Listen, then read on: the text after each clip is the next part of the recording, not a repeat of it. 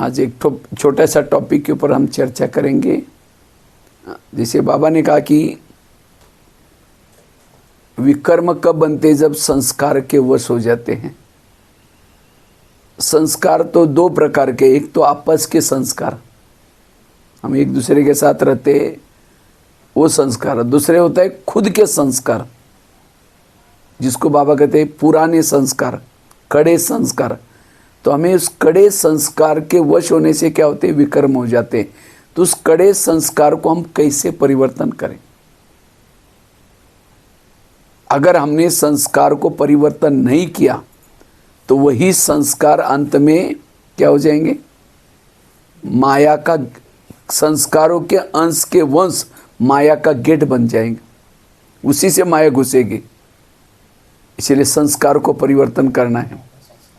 अगर संस्कार को परिवर्तन नहीं करेंगे वायुमंडल खराब हो जाएगा। संस्कारों के वश होने से की कमाई हमारी क्या होते, चट हो जाते। जैसे गाड़ी स्पीड से चल रहे तो अचानक ब्रेक लग गया तो क्या होता है, स्पीड कम हो जाए, एक्सीडेंट तो होता है, साथ में स्पीड भी एकदम जीरो बन जाते हैं। इसी तरह हमें भी बहुत तीव्र पुरुषार्थ कर रहे थे, लेकिन अचानक संस्कार के वश हो गए तो की कमाई हमारी चट हो जाते हैं। कभी कभी फिर उसमें उठना भी मुश्किल है। इसीलिए संस्कार को बदलना है। हमारे संस्कार तो बहुत सारे हैं, बहुत सारे संस्कार हैं, लेकिन हमें क्या करना, अपने कड़े संस्कार को परिवर्तन करना है। तो मेरे अंदर कड़ा संस्कार किसको कहेंगे? जो संस्कार मेरे जीवन में बार बार रिपीट होता है वो है कड़ा संस्कार। तो हम अपने जीवन में एनालाइज करना है, हम अपने लाइफ में पीछे जाना है 9 साल के उम्र तक। हर एक को अपने 9 साल के बाद का उम्र सबको याद है। तो 9 साल से लेकर के ज्ञान में आने तक मेरे अंदर कौन सा ऐसा संस्कार था जो मैंने गलत काम किया है, मुझे नहीं करना चाहिए, मैं उस समय बहुत पाप किया है। तो ऐसा संस्कार कौन सा था जो हमें पश्चाताप होता है, वो नहीं करना चाहिए था। लेकिन उसके बाद हमें ज्ञान मिल गया, समझ मिल गई, राइट रॉन्ग सब कुछ पता चला। उसके बाद भी मेरा कौन सा संस्कार परिवर्तन रिपीट होता है वो चेक करो। ज्ञान में चलने के बाद भी हमें हमारा कौन सा संस्कार बार बार रिपीट होता है। भले स्थूल रूप में नहीं होता होगा, लेकिन कभी संकल्प आता है, कभी कभी उस संस्कार के वश भी होते, वो चेक करो। और मुझे लगता है ज्ञान के पहले वाला और ज्ञान में आने के बाद वही संस्कार है। अभी उसका थोड़ा रूप बदल गया है, अभी संकल्प में आता होगा कभी कर, तो वो है मेरी बीमारी, वो है मेरा कड़ा संस्कार। इतना ही नहीं, इसी जन्म में नहीं, लेकिन मैंने हर द्वापर से लेकर के उसी संस्कारों से मैंने पाप कर्म किया है। तो वही मुझे परिवर्तन करना है। जैसे युद्ध चलता है, युद्ध में क्या होता है, इधर दुर्योधन है, इधर अर्जुन है। तो दुर्योधन किसको, अर्जुन किसको मारेगा, दुर्योधन को मारेगा। ऐसा नहीं कि बाकी सारे बाजू में लड़ रहे हैं उसको मारता रह जाएगा, उसको नहीं मारेगा। क्योंकि जब दुर्योधन मर जाएगा तो बाकी सेना क्या हो जाएगी, भाग जाएगी या एक तो शरण में आएगी। इसी तरह अगर मैंने क्या हम क्या करते हैं, हम ज्ञान में चलते, मैंने ये छोड़ा, मैंने ये छोड़ा, लेकिन वो एक रह गया। जो रह गया वही क्या करेगा, जब अटैक करेगा, जो छोड़ा हुआ है सारे संस्कार जिंदे हो जाते। इसीलिए गलत नीति हो जाती है युद्ध की। इसीलिए हमें उस कड़े संस्कार को खत्म करना है।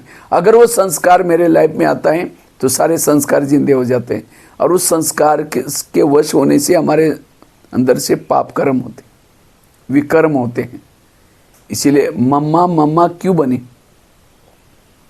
बनी? मम्मा एक गलती दोबारा रिपीट नहीं करती थी। लेकिन हम क्या करते हैं, नए साल में कुछ प्रतिज्ञा करते हैं, बाबा इस साल में ये भूल नहीं करेंगे, इस साल नहीं करें, बहुत प्रतिज्ञा करते हैं। उसके बाद फिर क्या होते हैं, कुछ समय के बाद प्रतिज्ञा तोड़ देते हैं। फिर रक्षाबंधन आ गया, फिर प्रतिज्ञा करते हैं। बाबा कहते हैं प्रतिज्ञा की फाइल बहुत लंबी हो गई, अभी उस संस्कार को क्या करो, चेंज करना है। जैसे एक शकंडी था, भीष्म पितामह। भीष्म पितामह के सामने शकंडी क्यों आया? शकंडी कौन था? अंबा और अंबालिका। उसमें से एक थी, उसको किसी के साथ शादी करने के लिए लाया था। वो क्या हुआ, वो किसी के साथ उसका पक्का हुई थी, लेकिन क्या किया, उसको जब लाया तो उसने वो एक के साथ किया, लेकिन एक उसको छोड़ दिया, कहा कि जाओ तुम। अब वो कैसे स्वीकार करेगा, इसीलिए उसने सोचा कि मैं इसका बदला लूंगी, और उसीलिए कई जन्म के बाद वो शिखंडी के रूप में आया। और जब भीष्म पितामह महारथी था, वो हिसाब किताब था, इसीलिए उसके सामने उसके हथियार काम नहीं करते थे। इसीलिए कड़ा संस्कार कौन है, ये कड़ा संस्कार कौन है? कड़ा संस्कार हमारे अंदर की वो कौन है? जन्म जन्मांतर हमने क्या किया, उस संस्कार के वश होकर के क्षणिक सुख लिया है, आनंद लिया है, और वही सेकंडी के रूप में जब सामने आता है, हमारे पास भले ज्ञान है, योग है, वो काम नहीं करता। इसीलिए अब हमें उसको खत्म करना है। जैसे राम रावण का युद्ध चलता है, राम रावण का एक सिर काटता है, सिर तो कट जाता है, दोबारा जुड़ जाता है, फिर काटता है, फिर जुड़ जाता है।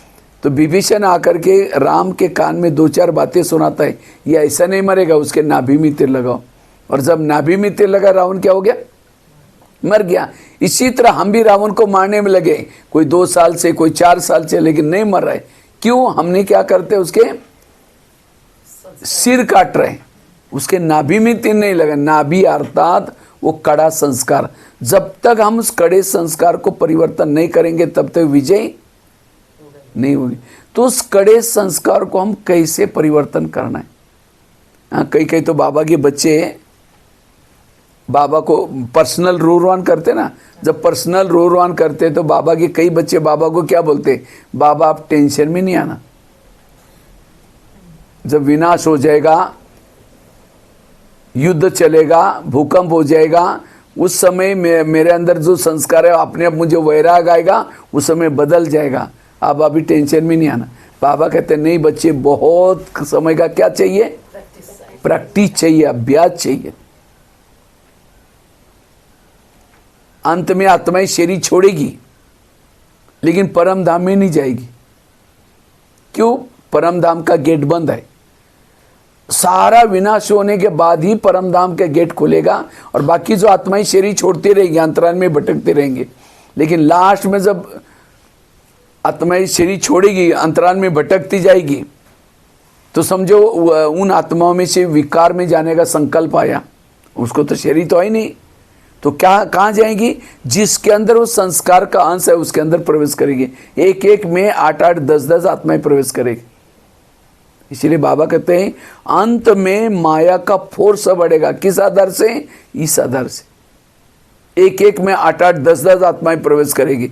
जिसके अंदर जिस प्रकार का विकार है, समझे किसी के अंदर काम विकार के अंश रहे हैं, उसी में काम विकार वाला आत्मा प्रवेश करेगा, और गलत काम वो आत्मा ही करके जाएगी। जैसे किसी में भूत आता है तो वो आत्मा काम नहीं करती, वो भूत वाला जैसा चलाएगा, जैसा बोलवाएगा वैसे बोलेगा। इसी तरह वो संस्कार वाली आत्माएं चलाएगी। इसीलिए बाबा कहते हैं अभी से उस संस्कार को खत्म करो, नहीं तो पश्चाताप किसको होगा? अभी ये पार्ट कम है, आगे चल करके बहुत चलेगा। इसीलिए बाबा कहते हैं उस संस्कार को ढूंढो कि मेरे अंदर ये संस्कार है, उसको आप परिवर्तन करो। तो उसको हम परिवर्तन कैसे करें?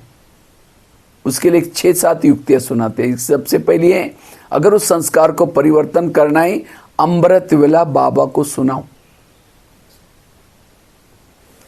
बाबा को सुनाओ, बाबा मेरे अंदर ये संस्कार है, ये आज ऐसा ऐसा रिपीट हुआ।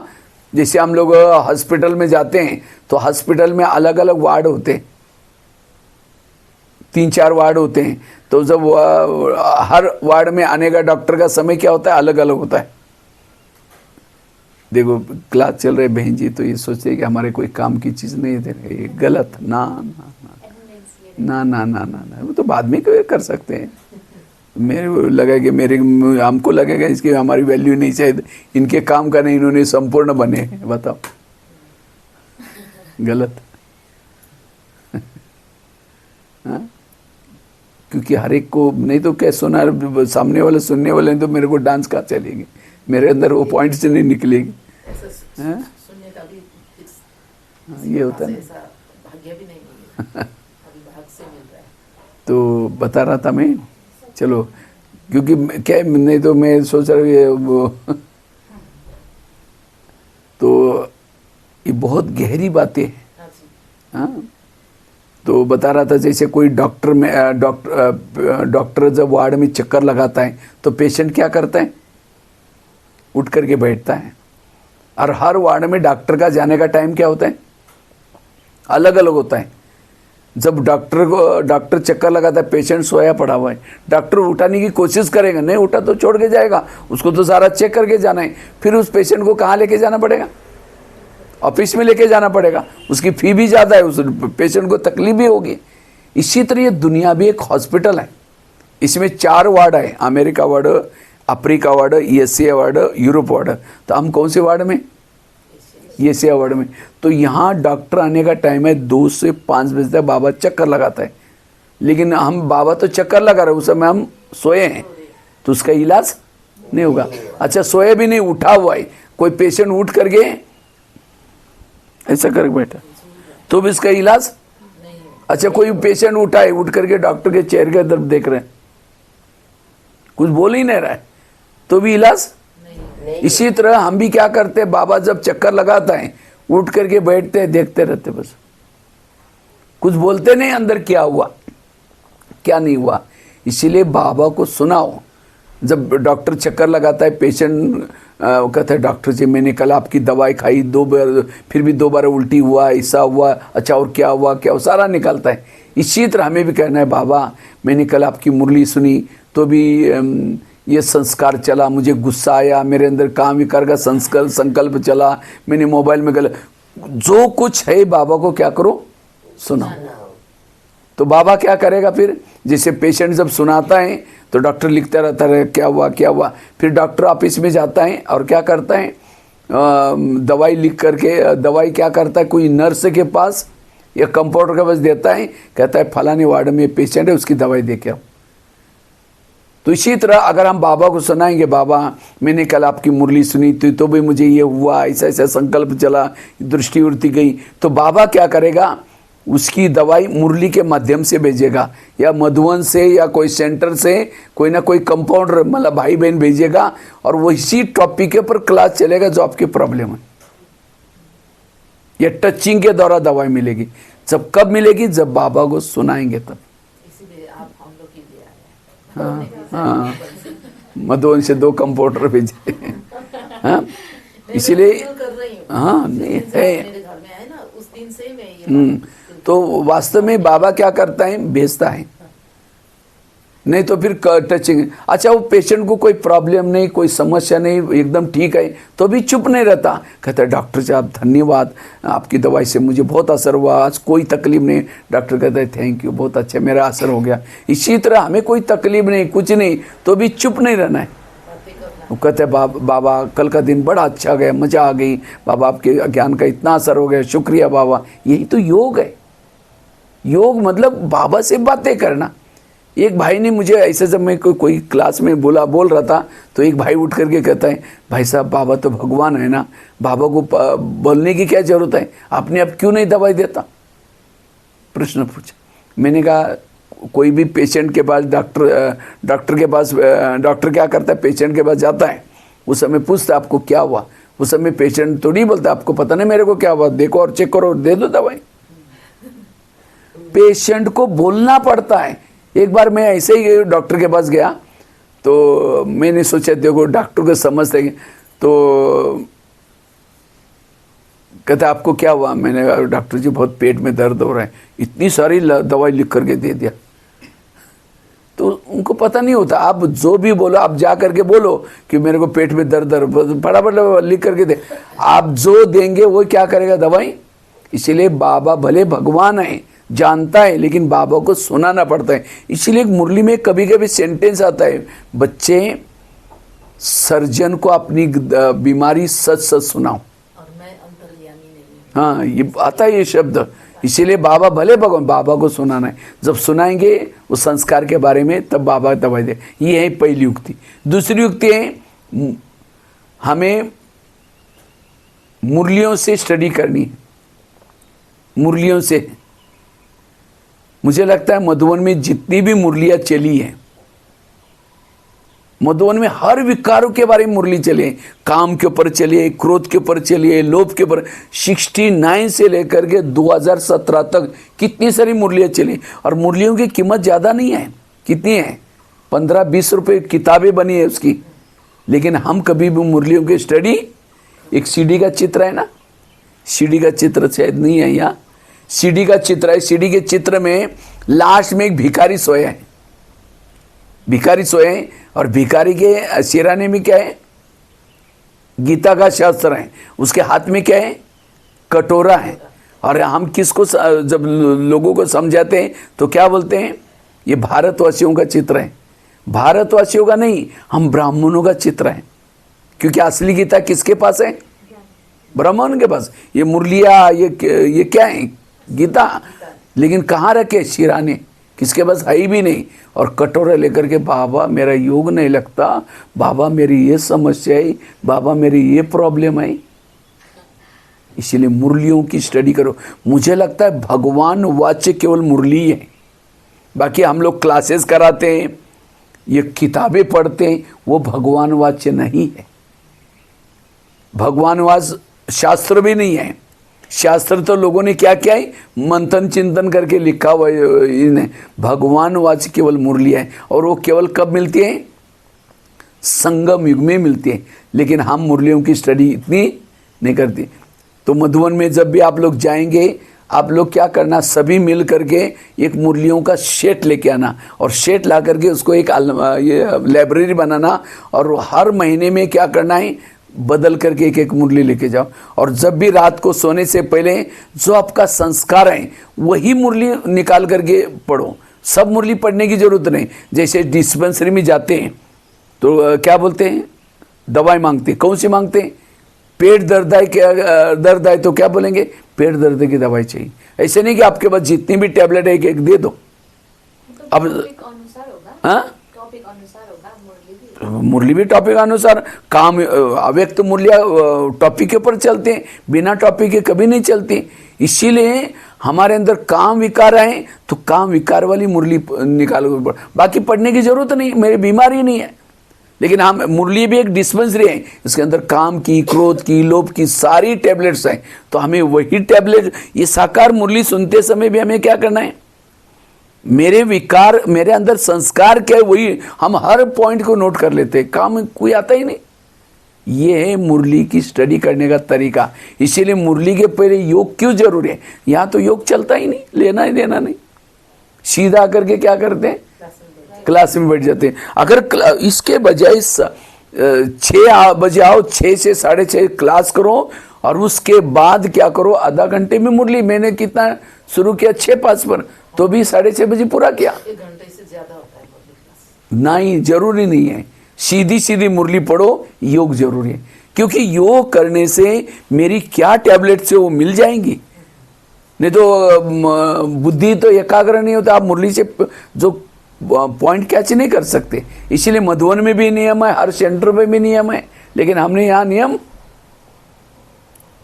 भले रखो, कोई बात नहीं, 5:30 बजे जाओ। कोई एक सेंटर में मैं गया था, मुझे बड़ा वंडर लगा गुजरात में। तो वहाँ मेरा क्लास था, तो हम गए थे वहाँ। 6 से 7 पे मुरली चलती है, 6 से 7 बजे यहाँ का, और 5:30 से योग चलता है। जैसे मैं 5:30 गया तो क्लास फुल था। तो मैंने बहन जी को कहा कि शायद हम लोग आए इसीलिए। वो मेहसाना जोन में ये नियम है, तो गुजरात में। तो मैंने कहा बहन जी मैं आने वाला था इसीलिए सारे लोग आए। नहीं बोला, हमारा नियम है 5:30 बजे होते हमारा हॉल का दरवाजा बंद करते हम लोग। उसके बाद नो एंट्री, कोई भी नहीं आ सकता। आता है तो नीचे एक छोटा हॉल है, वहाँ माइक रखा है, वहीं मुरली सुन के जा सकता है। क्लास में एंट्री नहीं है। प्रिंस प्रिंसेस का कॉलेज है। लेकिन हम इसीलिए आधा घंटे का योग बहुत। बहनें भी अपना कारोबार, बहनें भी क्या करते हैं? भाई लोगों में बैठे हैं और बहनें आराम से अपना काम करते रहते, कहते सेवा है। हाँ, तो भाई गृहस्थ वाले क्या बोलते हैं? अरे हम भी तो वो सब कुछ छोड़। इसीलिए बहनों को भी बैठना है और सभी को बैठना है आधे। इससे सेंटर का वायुमंडल पावरफुल हो जाएगा, और सेंटर का, और साथ में मुरली की भी स्टडी हो जाएगी। तो क्लास के पहले आधा घंटा योग करके मुरली सुनना है।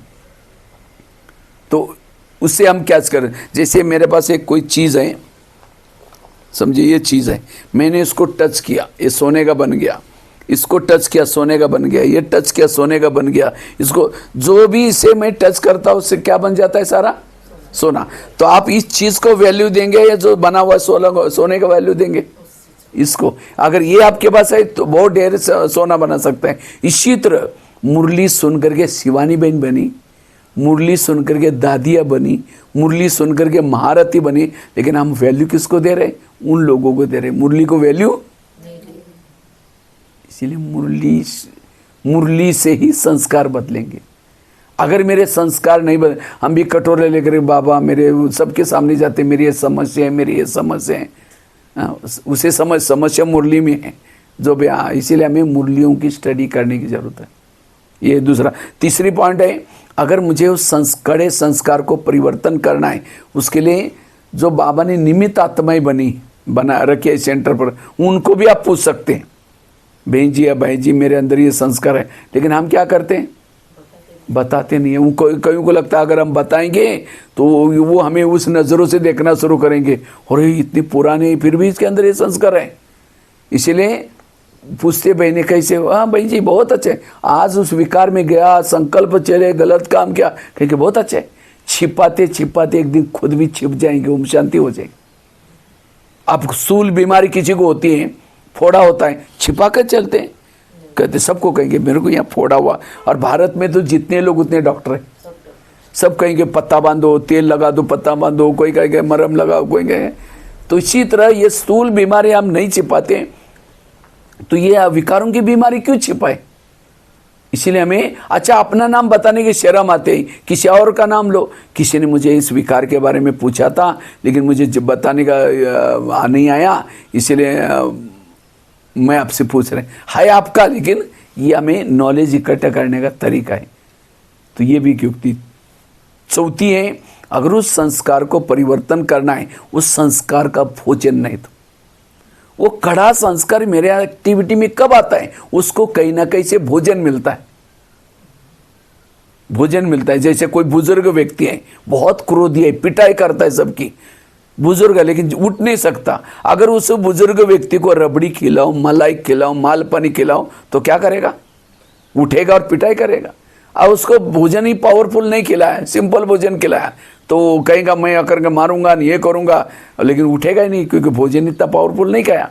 इसी तरह आज हमारे अंदर काम क्रोध जागृत कब होते हैं? उनको भोजन मिल जाता है। हाँ, समझिए किसी का काम विकार का संस्कार है, और ऐसी आत्मा फैशन कर रहे, नेट में गलत साइड में जा रहे, कोई फिल्में देख रहे, मूवी देख रहे, चित्र देख रहे, उस संस्कार को क्या दे रहे? वो भोजन दे रहे, उसे वो संस्कार जागृत होता है। इसीलिए उस संस्कार का भोजन नहीं देना। अगर भोजन देते रहेंगे, एक संगम युक्त क्या और 10 संगम में भी जिंदा रखेगा, वो संस्कार नहीं बदलेगा। तो संस्कार को परिवर्तन, जो देखने से, जो करने से मेरे संस्कार जागृत होते हैं, वो संस्कार, वो हमें भोजन है। और आजकल माया ने तो, बाबा ने कितने नियम बना कर रखे थे, बच्चे मूवी नहीं देखो, नावेल्स नहीं देखो, पढ़ो, कोई फिल्म थिएटर में नहीं जाना, कितने नियम बना कर रखे ब्रह्मा बाबा ने।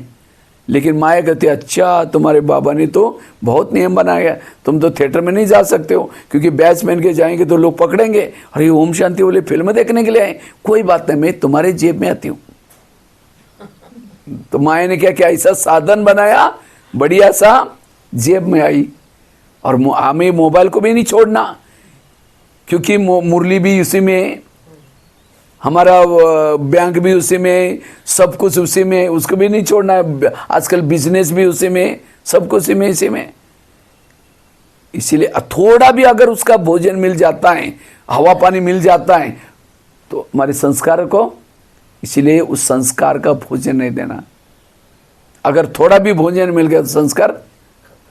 जब से ये नेट चालू हुआ ऑनलाइन, से कई हमारी कुमारियाँ चली गई, कई कुमार चले गए, कई माताएं भी ढीली डाली हो गई। इसीलिए सवेरे सवेरे हमें क्या करना है? यहाँ आकर के अच्छी तरह अमृत वेला करके, यहाँ करके मुरली सुन करके, उसके बाद मोबाइल को यूज़ करेंगे तो मोबाइल आपको लपेटेगा नहीं। इसीलिए वो संस्कार का भोजन नहीं देना। और संस्कार परिवर्तन शब्द गलत है, कभी भी हमारे संस्कार परिवर्तन नहीं होते। संस्कार मर्ज और ये मर्ज ये शब्द अच्छा है। जैसे बिल्ली नहीं है तो चूहे बिल से क्या होते हैं, बाहर आ जाते हैं। जैसे बिल्ली आई चूहे अंदर, इसका मतलब चूहे खत्म हो गए, अंदर गए। इसी तरह जिस दिन हमारा अमृत वाला अच्छा है, जिस दिन हमने मुरली अच्छी तरह सुनी, खान पान शुद्ध है, उसी दिन हमारे संस्कार दब गए। थोड़ा सा अमृत वाला मिस किया, थोड़ा सा ढीला डाला अवस्था बना दी, तुरंत संस्कार। सतयुग में भी हमारे संस्कार अंदर आत्मा में है, लेकिन उस समय मर्ज रूप में है। जैसे वो पहले का सीडी ये आता था, एक बड़ा सा रिकॉर्डर आता था, हाँ, तो उसके अंदर वो पिन रखते ही क्या होता था, जहाँ पिन रखे तो क्या होता है, वो गीत बजता था। इसी तरह समय की पिन ये उसी से वो संस्कार हमारे खत्म नहीं होते, आत्मा के अंदर है, लेकिन मर्ज और मर्ज। इसीलिए हमें अंत तक बाबा ने छुट्टी नहीं दिया, इस संस्था को छुट्टी नहीं। हमें अंत तक एक दिन सोचा रहे बहुत पुरुषार्थ किया, थोड़ा सा रेस्ट कर लेते हैं, उसी दिन माया घुस जाएगी। इसलिए हमें बिल्कुल एक्टिव होकर के रहना है लास्ट तक, हाँ, क्योंकि हमने इतनी पुरुषार्थ किया, हमको बाबा छुट्टी देता, सोने की दुनिया में भेज देता है। सत्युग की कौन सी दुनिया है, सोने की, डबल सोने की, एक स्थूल सोना और साथ में सो जाना है, खाना पीना। इसीलिए यहाँ सोने का संगम में संकल्प नहीं लेना कि मैं थक गया हूँ, यहाँ बिल्कुल अलर्ट होकर के चलना है, एक्टिव होकर के चलना है। इसलिए संस्कार परिवर्तन करने के लिए 5वीं बात है। पहली बात कौन सी सुनाई, अमृत वेला बाबा को सुनाना। दूसरी कौन सी सुनाई, मुरलियों से स्टडी। तीसरी कौन सी सुनाई, निमित्त आत्माओं को सुनाना। चौथी सुनाई संस्कार का भोजन नहीं देना। 5वीं बात है, अगर उस संस्कार को परिवर्तन करना है, मर्ज रखना है, हमें आत्म अभिमानी की तपस्या करनी है। क्योंकि आत्म अभिमानी स्थिति में रहने से हमें अतीन्द्रिय सुख मिल जाता है। जब ये सुख मिल जाता है, संस्कार का सुख फीका लगता है। जब हम आत्मिक स्थिति में नहीं रहते, आत्म अभिमानी नहीं रहते, तो आत्मा को सुख चाहिए, चाहे विकार से लो, चाहे संस्कार से लो, आत्माभिमानी स्थिति से लो। इसीलिए रोज की मुरली में बाबा कहते हैं, बच्चे आत्मा समझो, आत्मा समझो, आत्मा समझो। क्यों, आत्मा समझने से हमारे शरीर में सारा दिन वेव्स फैलते हैं, इसको हमें अतीन्द्रिय सुख मिल जाता है। जब ये सुख मिल जाता है, संस्कार के वश नहीं होंगे। इसीलिए आत्म अभिमानी स्थिति में रहने का पुरुषार्थ, जिस समय हमारी आत्मा की, जैसे कोई भी भूत घर में रहता है, कब रहता है, जब लाइट नहीं है। इसी तरह शरीर में वो संस्कार तब रहता है जब लाइट कम हो जाती है। तो लाइट जला कर रखना, आत्म अभिमानी, इसी भी संस्कार का प्रभाव नहीं पड़ेगा। ये है कितनी युक्ति है, 5वीं। 6ठी है, अगर मुझे उस संस्कार को मर्ज रखना है, इसके लिए बिजी रहो, हमेशा बिजी रहो। खाली मन शैतान का घर, हमेशा बिजी रहना, अपने आप को कभी फ्री नहीं रह। जैसे पड़ोस ने आपके घर में आते, कब आते, जब फ्री रहते हैं, आएगी, आवाज़ लगाएगी, कैसे हो, क्या हो, बातें करना शुरू। अगर आप बिजी हैं तो आवाज़ लगा के फिर जाएगी, फिर आवाज़ लगा फिर चली जाएगी। तो इसी तरह माया भी मासी है, हमारी पड़ोसनी है, वो कब आते हैं, जब आप फ्री है।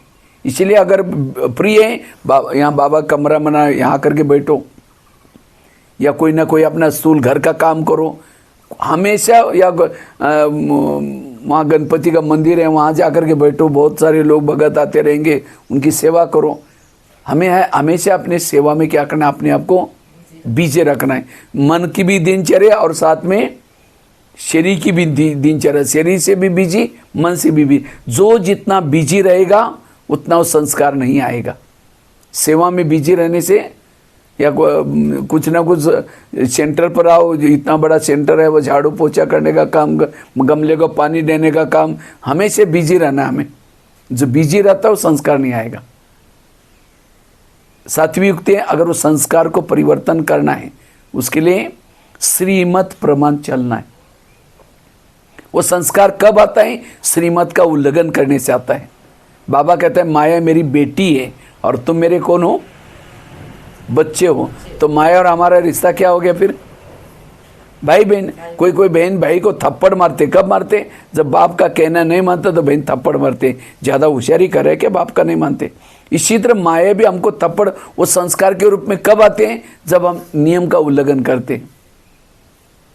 इसलिए जो बाबा के नियम है, चाहे अमृतवेला का नियम, खान पान के नियम, हर नियमों का जितना पालन, नियम के अंदर रहने से हम शक्तिशाली रहते, माया प्रवेश नहीं करेंगे।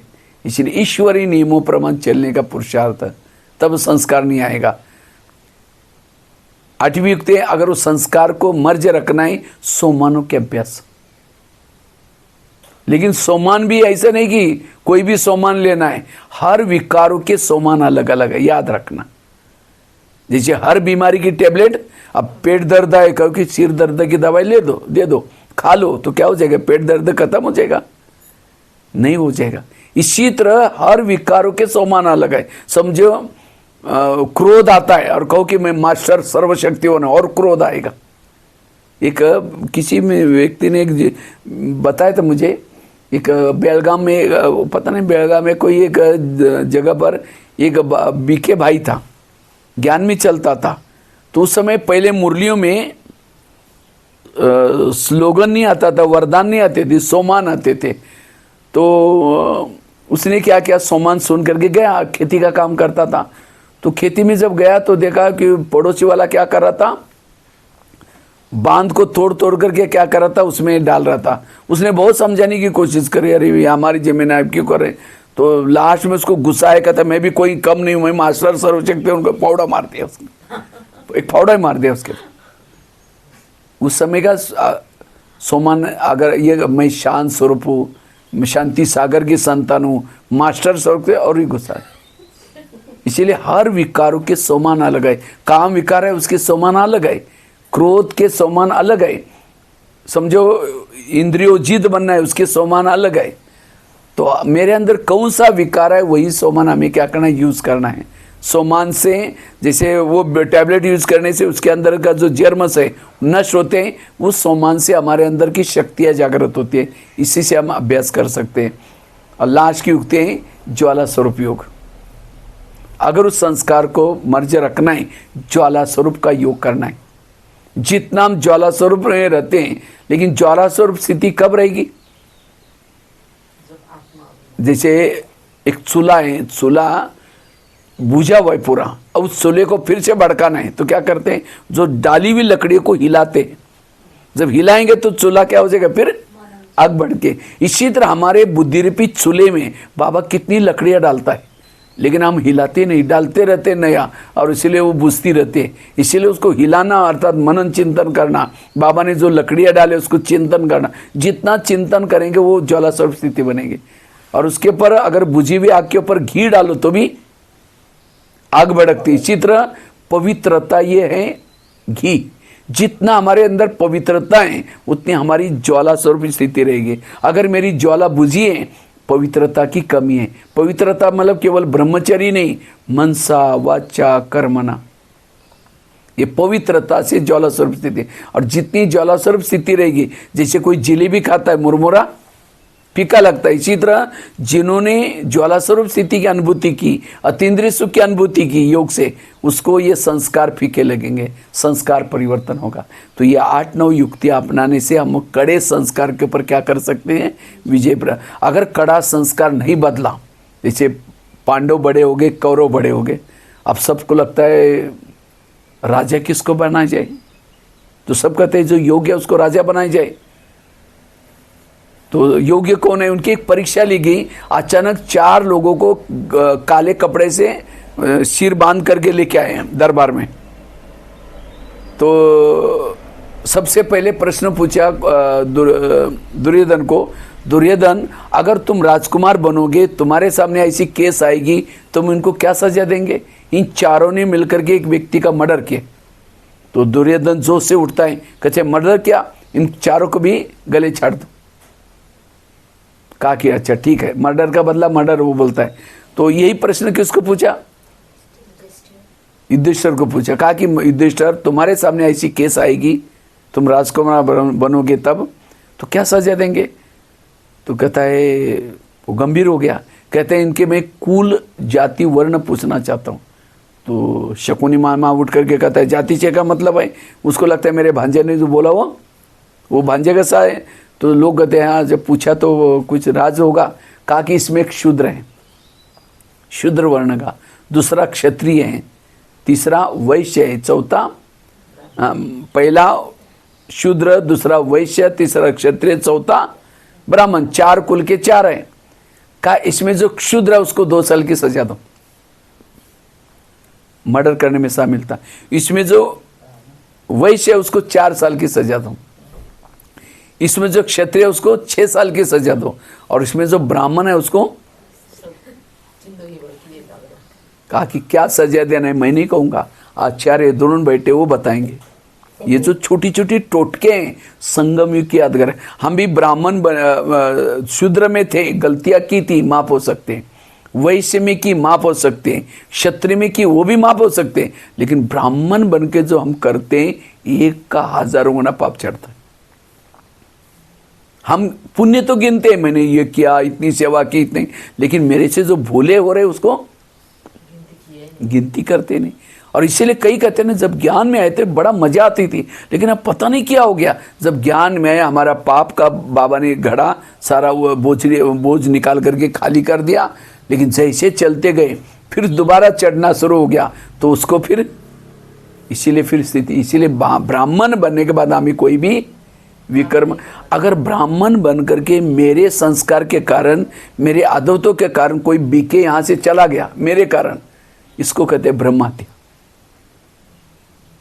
इस शास्त्र में गायन है, कहते ना एक तपस्वी तपस्या करा था, उसे ब्रह्म हत्या का पाप हुआ, ब्रह्म हत्या। तो इसलिए मेरे से कोई भी ब्राह्मण रूट करके चला न जाए मेरे संस्कार के वश। इसीलिए संस्कार को हमें परिवर्तन करना है। ब्राह्मण बनने के बाद कोई भी गलत काम नहीं करना है। लेकिन लास्ट में क्या हो जाएगा, बाबा मिलन एक बार हो जाएगा, लास्ट में होने वाला एक बार बाबा मिलन। भले मधुवन में नहीं होगा लेकिन हो सकता है ऊपर हो जाएगा। उस समय जैसे बाबा मिलन में देखते हैं ना, ओम शांति वन में बाबा बैठता था, बाजू में दादियाँ बैठती थी, जोन इंचार्ज, टीचर बहने भी अपना अपना ग्रुप वाले, तो एक एक भाई बहने क्या होते थे, बाबा से दृष्टि लेके जाते थे। तो इसी तरह लास्ट में भी ऐसा होगा, लेकिन उस समय 2 स्क्रीन चलेंगे। एक साइड पर हमने ब्राह्मण बनकर के क्या क्या विकर्म किए हैं उसका बाबा के पास फोटो भी है, वीडियो भी है। भले हमें अभी करते समय लगता है कोई देख ही नहीं रहा है, लेकिन बाबा के पास हमारा सारे फोटो वीडियो सब कैमरे के नीचे हम लोग दूसरे बाबा के पास आ रहे हैं, बाबा ये चलाएगा, सब ब्राह्मण भी बैठे सामने। और दूसरे साइड पर हमको बाबा ब्राह्मण क्यों बनाया था, हर जन्म में क्या क्या पद देने वाला, ये इधर स्क्रीन चलेगा। बाबा दिखाए गए तुम्हारा है या किसी और का, उस समय चेहरा बाबा कहेगा मैं तुमको ऐसा बनाने वाला था, तुमने ये काम किया, तुम ये लेने के लायक हो, इसीलिए तुम्हारा एक कैंसर, उसके बजाय दास दासी बन जाना। तो उस समय कितना पश्चाताप होगा। इसीलिए बाबा कहते बच्चे वही धर्मराज के रूप में, उस समय बाबा ये नहीं होगा, टीचर के रूप में नहीं बैठेगा ऐसा। इसीलिए बाबा कहते हैं उस समय जैसे बच्चों का रिजल्ट आता है उस समय रोते हैं, कोई कोई तो सुसाइड भी करते हैं। इसीलिए लास्ट में ब्राह्मण भी रोएंगे। वो क्यों रोएंगे, बाबा मिला क्यों रोएंगे, क्योंकि उन्होंने जो करना चाहिए उधर। बाहर वाले तो रोएंगे, अरे हमारे दुकान के ऊपर ही सेंटर चलता था, बहनें बोलती थी आओ आओ, हमने सोचा ये ऐसे लोग हैं फकीर लोग, लेकिन हमको तो पता नहीं, सामने था, हमारे पड़ोस में था, ये मेरी बेटी ज्ञान में चलती थी, तो भी मैंने ये मेरे सब रोएंगे, सबको पता चला भगवान ने 21 जन्म का भाग्य बनाया। लेकिन ब्राह्मण भी रोएंगे, क्यों, मैंने जितना करना चाहिए था बाबा को, जितना पहचानना था नहीं पहचान लिया। इसीलिए बाबा कहते बच्चे संस्कार को बदलो। लास्ट की एक बात सुना करके मैं पूरा करता हूँ। अगर संस्कार नहीं बदले तो क्या होगा, अंत में सभी ब्राह्मणों को कहाँ जाना है, अपने परम। जैसे महाभारत में घटना सुनाई जाती है, महाभारत में पांडव की विजय होगी, विजय होने के बाद सारे पांडव पहाड़ी पर गए, उस पहाड़ी का नाम था मेरू पर्वत। 5 पांडव, द्रौपदी, कुत्ता, और पहाड़ी सीधी थी, उसके ऊपर वही बैठा, वो इंद्रदेव बैठे थे, लेकिन कहते हैं उस पहाड़ी का नियम था उसके ऊपर वही चढ़ सकता था जो सत्य ईमानदार है। तो 5 पांडव द्रौपदी कुत्ता जब जा रहे थे तो चलते चलते द्रौपदी गिर गई उस पहाड़ी से। तो भीम की नजर गई, भीम ने देखा रे द्रौपदी आई नहीं, तो वापिस उसी रास्ते से चले गए, देखा गिरी हुई है ना उठ रहे। तो भीम बहुत महिमा करता है, कितनी अच्छी स्त्री थी, हमारे साथ में रही, जंगल में रही, त्याग किया, तपस्या किया। लेकिन युधिष्ठिर सुनता रहता है। लास्ट में युधिष्ठिर ने कहा सब कुछ छोड़ा, जंगल में रही, त्याग किया, तपस्या किया, लेकिन उसने एक बात नहीं छोड़ी। कौन सी? उसका पांडव के साथ सबके साथ प्यार था द्रौपदी का, लेकिन एक अर्जुन के साथ एक्स्ट्रा प्यार था, अर्जुन को ज्यादा मानती थी। तब उसको याद आता है, फिर वो सब चले, उनको ऊपर जाना था जल्दी क्योंकि इंद्रदेव इंतजार कर रहे थे। तो सारे पांडव चले गए, जिसके साथ लगाव था वो भी चला गया। फिर द्रौपदी को याद आता है कैसे बातें थे करते थे, चुप चुप करके कैसे करते थे, सब याद आता है। वो रोना शुरू करते पश्चाताप, जो लेकिन जो हो गया हो गया। तो ये कहानियां हमारी है संगम युग की, हमारी भी विजय होगी। विजय होने बाद सभी पांडवों को पहाड़ी पर जाना होगा। पहाड़ी मतलब माउंट आबू वाली नहीं, पहाड़ी अर्थात परम धाम सीधा है, वहाँ इंद्रदेव बाबा बैठा है। लेकिन इस पहाड़ी पर वही चढ़ सकता है जो सत्य ईमानदार है। अगर मेरा किसी से लगाव है, झुकाव है, गिर जाएंगे तो बाबा कहेगा मैंने कितना तुमको मुरली में कहा, तुमने कितना ये किया, तो उस समय रोना ही पड़ेगा। इसलिए बाबा कहते हैं अपने संस्कार को बदलो। इतना ही नहीं, आगे गया नकुल गिर गया, आगे गया सहदेव गिर गया, आगे गया भीम भी गिर गया, आगे गया अर्जुन भी गिर गया। केवल कुत्ता और युधिष्ठिर स्वर्ग में गए। कुत्ता मतलब कोई प्रैक्टिकल कुत्ते की बात नहीं, कहते कुत्ते ने युधिष्ठिर को विजय बनने के लिए सहयोग किया। कुत्ता मतलब ईमानदारी। नकुल क्यों गिर गया? बुद्धि का अभिमान था, मैं बुद्धि, प्लानिंग बुद्धि, मेरी बुद्धि अच्छी है। सहदेव क्यों गिर गया? सहयोग करने का अभिमान था। भीम क्यों गिर गया? गदा युद्ध करने का अभिमान था। अर्जुन क्यों गिर गया? तीर चलाने वाला का अभिमान था। संस्कार देखो, बुद्धि किसकी बुद्धि है? ये बाबा की बुद्धि है। बाबा ने बुद्धि दिया मुझे, तब मैं कार्य कर रहा हूं। लेकिन हम क्या समझा? मेरी बुद्धि के कारण सहयोग। आज हम बाबा को सहयोग नहीं दे रहे, अपना भाग्य बना रहे। लेकिन कोई लगता अगर मैं सहयोग नहीं बनता, ये सेंटर ना चलता, मेरे सहयोग के कारण से प्रोग्राम हो गया, मेरे इसके कारण, ये भी अभिमान, ये भी संस्कार। भीम कहते थे इसमें काम करता था, किचन की सेवा करता था और भी काम करता था, लेकिन तो भी गदा युद्ध का अभिमान। अर्जुन को तीर चलाने का अभिमान, मैंने इतने क्लासेस किया इसलिए जिज्ञासा हो गए मेरे कारण। अरे अभी तक हमने बाबा को नहीं पहचाना है। अभी तक बाबा को, जैसे पांडवों ने कृष्ण को पहचाना नहीं कि कृष्ण के कारण हमारे विजय हो रहे। विजय किसके कारण हो रही थी? कृष्ण के कारण। इसी तरह बाबा के कारण हमारा ये सब कुछ चल रहा है। लास्ट में एक महाभारत की एक घटना सुनाकर मैं पूरा करता हूँ। पांडव कौरव का युद्ध होने वाला था। जब युद्ध होने वाला था तो एक बार्बरिक था। बार्बरिक कौन था? भीम का पोत्रा, घटोत्कच का बच्चा। तो उसको भी पता चला युद्ध होने वाला कौरव पांडव में, तो मैं भी उसमें जाऊंगा।